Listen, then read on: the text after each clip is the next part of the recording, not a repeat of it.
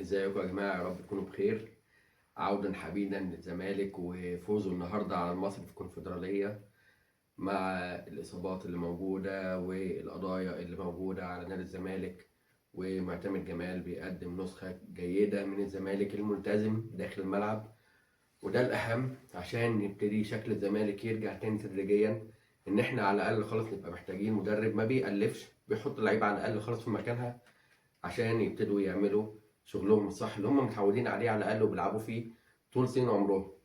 انما ما تطلبش وتتفزلك عليهم وتعمل اوفر كوتشنج عليهم وتطلب منهم يطلعوا نار من بقهم وانت بتلعبهم في اماكن غلط. معتمد جمال عمل ماتش كويس جدا قدام بتروجيت الاسبوع اللي فات، ولعبنا بثلاثه اماميين، كان ناصر منسي واحمد شريف وعدي الدباغ. عدي الدباغ كان على ناحيه اليمين واحمد شريف على ناحيه الشمال وما بينهم ناصر منسي. كان اللي بيميز الخطه دي او الثلاثي ده ان هم اكننا بنلعب بثلاثه مهاجمين على خط واحد تقريبا، وما بنلعبش بجناح فارد الملعب على الخط جامد عشان الكره ما تفضلش تبقى في رجله كتير ونلعب لعب مباشر اكتر. بالفعل بتروجيت ساعدنا ان هو ما ضغطش علينا في نص الملعب وكان مستهتر بالماتش، فقدرنا ان احنا نخطفه. وكانت الخطه دي جيده عشان نقدر نلعب بيها، وكانت محتاجه فعلا ان احنا يكون عندنا مهاجم بيقدر يلعب وهو ظهره لمرمى الخصم عشان يقدر يطلع الاثنين المهاجمين التانيين اللي بيلعبوا على الاطراف، سواء احمد شريف او عدي الدباغ، زي الجون الاولاني اللي حصل لما ناصر منسي عملها كوره خلفيه وطلع عدي الدباغ انفراد تقريبا من نص الملعب، وهكذا. النهارده حاول معتمد جمال ان هو يرجع شكل الزمالك، الشكل اللي هو المفروض نمسك كوره على الارض اكتر، ولاعب شيكوبانزا وبيزيرا. للاسف شيكوبانزا توظيفه على الخط وان هو يبقى وينج ده خاطئ تماما. لو عايز توظف شيكوبانزا صح ممكن تخليه مهاجم زي احمد شريف في نفس الخطه بتاعت بتروجيت، انما ما يلعبش هو يبقى على الخط ويفتح على الخط الملعب، لان حلوله الفرديه سيئه جدا، وحلوله ان هو او خطواته ان هو يقدر يروح واحد على واحد. هو ما بيعملش غير حركه واحده بس، يعمل اكنه هيعمل فينت، واصلا بيعمل فينت وهو بعيد جدا عن اللعيب، ويرمي الكوره ويقعد يجري وراه ويبقى ماراثون، ويا اما يلحقها الاول ويتضرب، يا اما ما يلحقهاش خالص ويبقى شكله وحش جدا في الملعب، وهكذا. بس ممكن نستفيد منه في السبرنت ده لو هو بيلعب على اخر واحد في الملعب، يعني مش بيلعب على الوينج ولسه لما يعدي من الوينج هيقابل، لو لحقها اصلا لسه هيقابل باك ولازم يعمل كروس باص لبره، او ان هو يبتدي يرقص تاني عشان يبتدي يخش على المرمى، وهكذا. حاجات كتير قوي محتاجة قرارات كتير قوي، هو مش هيعرف يعملها لان طريقة لعبه ما بتحققش، او ما ب- م- مش م- يعني مش ستايله ان هو يقدر يعمل الكلام ده. انما لو استعملناه كمهاجم تاني زي عدي الدباغ كده في جون بتروجيت، يبقى ده من الناحية الشمال وده من الناحية اليمين، هيبقى الخطة دي ممتازة وناصر منسي يكون في نصهم. بيزيرا بيقدم أسوأ فتراته مع الزمالك للأسف، لأنه مصمم إنه يلعب بطريقة معينة، إن هو يمسك الكورة ويحاول يعدي واحد على واحد ويخش في خناقات ويتضرب وهكذا، وحتى ما بيقدرش ان هو يطلع يعمل اوفرلاب مع الباك اللي قدامه. هنقول مثلا ان الباك الايام دي اللي بيلعب تحتيه محمد ابراهيم ناشئ، فبيخاف ان هو يكمل ملتزم اكتر بالحته الدفاعيه وهكذا، فممكن ده يبقى ظلمه شويه ان عمر جابر مصاب. ولكن هو ده ستايل لعبه، يعني هو ده في الاخر ستايل لعبه، ان هو بيحب الكره تبقى في رجله دايما ويقطم يخش لجوه او يطلع لبره وهكذا. بس الفينش عنده ضعيف جدا والشوط عنده من بره المنطقه ضعيف جدا. لازم الحاجات دي يبتدي يحلها، لازم يبقى مفيد للزمالك اكتر من كده. فلما لعبنا ببزيرا وشيكو بانزا الاثنين على نفس اسلوبهم اللي بيلعبوا بيه دايما متعودين عليه، كان الزمالك شكله سيء جدا في الشوط الاول.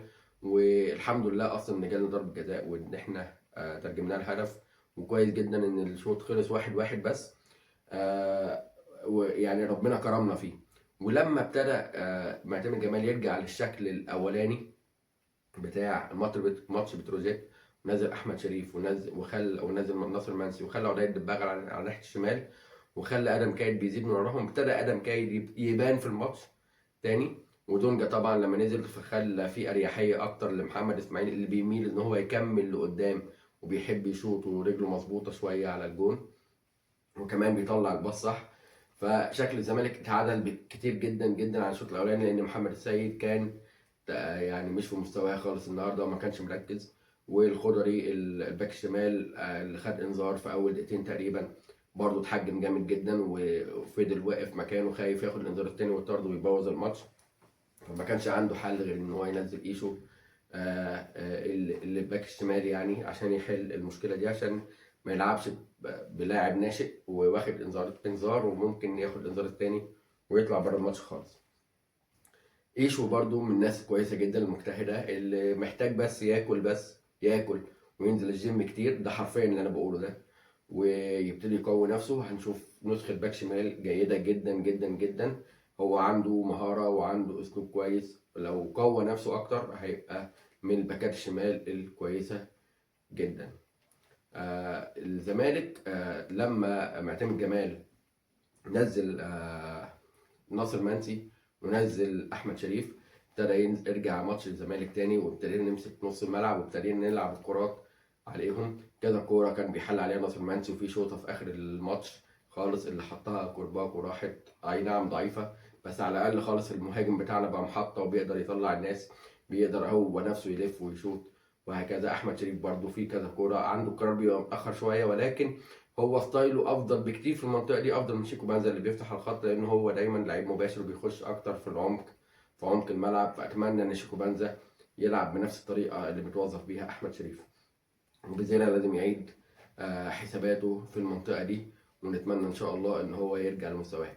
واخيرا معتمد جمال، شكرا ان انت ابتديت تحط ايدك على مواقف معينه او بشكل معين لغايه على الاقل خالص الناس المصابه ما ترجع لك، ويبتدي الفريق يكتمل واحده واحده، ويبتدي يبقى لنا شكل اكتر واكتر.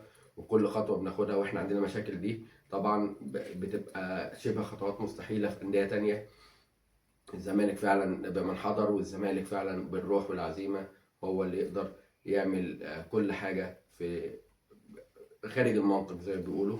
وشكرا جدا للزمالك على قد الماتش وعلى قد السكواد اللي عنده، لان السكواد المصري جامد جدا وكامل وما فيهوش اصابات.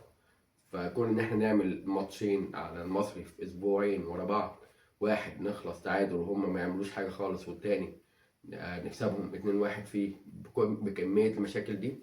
فشكرا للعيبه الرجاله، شكرا لمعتمد جمال انه ما الفش، شكرا انه المفروض يثبت الفكره دي، نلعب بنفس الطريقه دي اللي انا قلتها واللي هو ابتدى يستعملها عشان الماتشات الجايه والامور تتسهل علينا، ويخلي شيكو بانزا معاه بره هو وبزيرة كاوراق رابحه، ويقوي بيهم الدكه لو اسلوبهم ما اتغيرش. لو اسلوبهم اتغير وابتدوا يلعبوا بالطريقه اللي نفس الشكل ده اللي هو بيستخدم فيه احمد شريف وناصر منسي وعدي الدباغ، يا اهلا بيهم، وان شاء الله نستفاد منهم في الفتره الجايه باذن الله. شكرا لكم.